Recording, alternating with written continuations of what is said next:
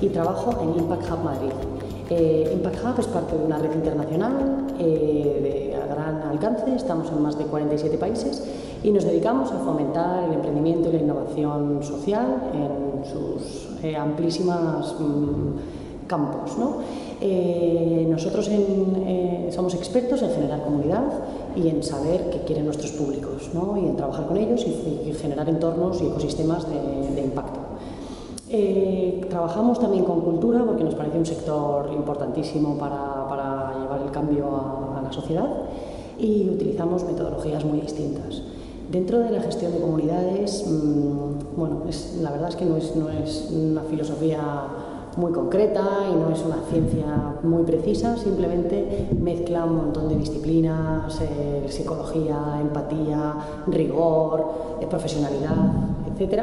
Y lo que yo quiero transmitiros aquí es en vuestros futuros proyectos, servicios, ideas locas, en lo que estéis trabajando, en lo que respecta a la cultura, que es súper importante que conozcáis con qué público estáis trabajando y a quién os queréis dirigir. Por supuesto, esto tampoco es ninguna novedad, se lleva hablando en el mundo de la mercadotecnia muchísimo tiempo sobre targets o sobre perfiles, y lo que os voy a contar tampoco es un súper descubrimiento, pero para nosotros es importante cuando gestionas a mucha gente saber acercarte bien a lo que realmente quieren, ¿no? Y a sus motivaciones profundas, porque es una forma de extrapolar contenidos y de prototiparlos. Una metodología que solemos utilizar también, salvando las distancias y no de modo tajante, sino adecuándola muchísimo a los contextos y que os querría compartir, son las metodologías de Design Thinking, que es pensamiento de diseño, digámoslo en castellano. Y el meollo del Design Thinking es realmente conocer a tu usuario, es diseño centrado en el usuario. Y no hablamos de diseño gráfico, no hablamos de diseño artístico necesariamente, sino de soluciones creativas que pongan en el centro a nuestro usuario. Tampoco es una gran novedad, si os lo digo os parece evidente, pero hay que tener el rigor y la corrección de saber de qué público hablamos y de qué usuarios hablamos, ¿no? Entonces, estas metodologías de Design Thinking beben de un montón de disciplinas, como os decía antes, no son súper rigurosas y son muy centradas en lo humano, ¿no? En las características humanas de nuestros públicos. El gran descubrimiento dentro de estas metodologías de creatividad, desde mi punto de vista, es diferenciar las fases divergentes y convergentes de la creatividad. Las fases divergentes son aquellas en las que todo vale, en las que abrimos nuestro espectro, damos cabida a la ideación, damos cabida a la recolección de contenidos, aplazamos siempre el juicio, esa es la clave para que empiece luego el pensamiento divergente. El juicio marca nuestra diferencia entre cuando pensamos abiertamente y no se juzga y todo cabe y todo es un buen bombardeo, y la fase convergente, que es ir aterrizando en terreno lo que sí que podemos hacer.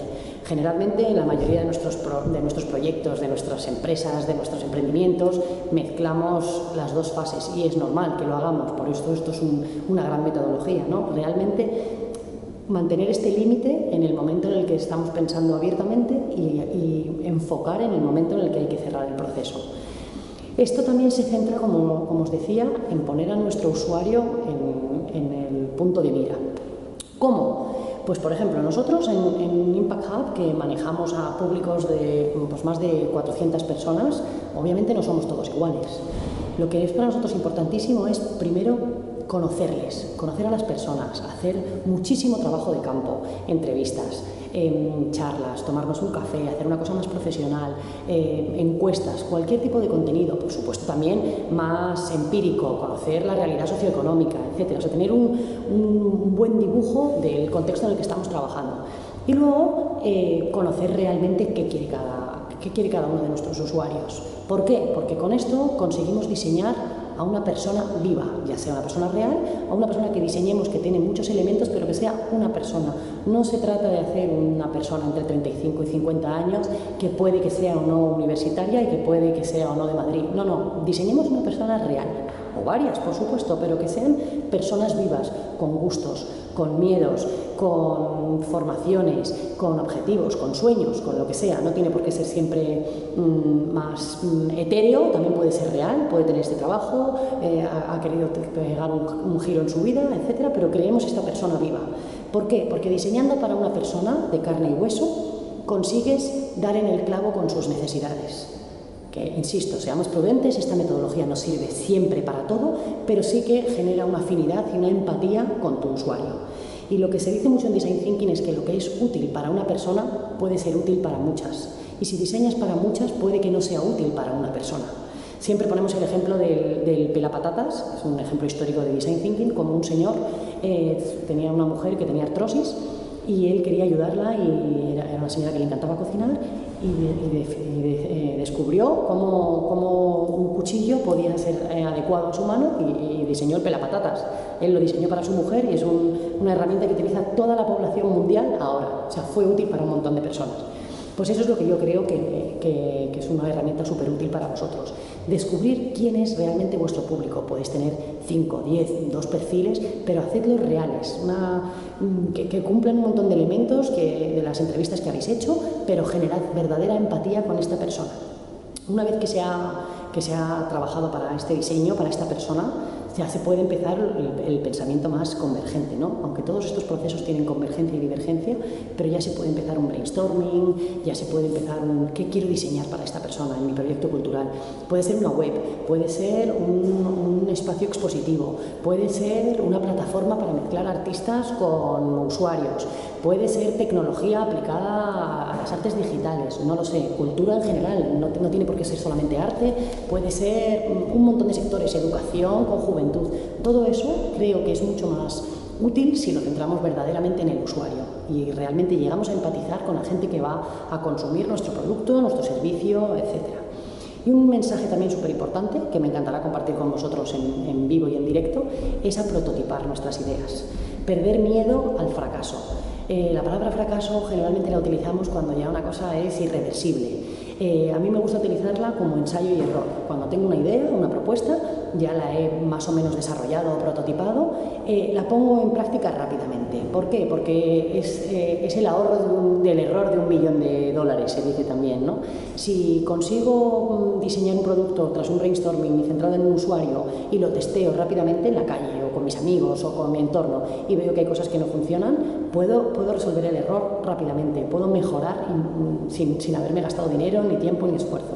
Cuando lanzo una cosa muy en serio sin haberla testeado, el fracaso puede ser grande, la pérdida de dinero puede ser notoria y el efecto psicológico en las ganas de emprender también puede ser un poco irreversible, ¿no? Previo al prototipado, que es poner en práctica lo que hemos diseñado y ahora lo explicaré, es muy importante hacer una lluvia de ideas. Esto sigue subrayando la importancia del proceso divergente, donde todo cabe. Fomentar la cantidad de ideas, fomentar las ideas locas, evitar el juicio, como os decía, ir a por cantidad, sumar sobre las ideas de otras personas si estáis haciendo un brainstorming con socios, con colegas, con amigos, con lo que sea, ¿no?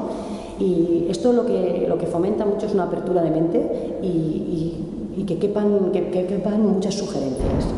Y luego, de cara a elegir una idea o varias ideas que se pueden agrupar, no se le tiene que tener miedo a agrupar, siempre hay que pensar que estamos trabajando ideas para este usuario que hemos diseñado, o varios, o grupos de usuarios, o lo que sea, o podemos iterar el proceso y repetirlo varias veces.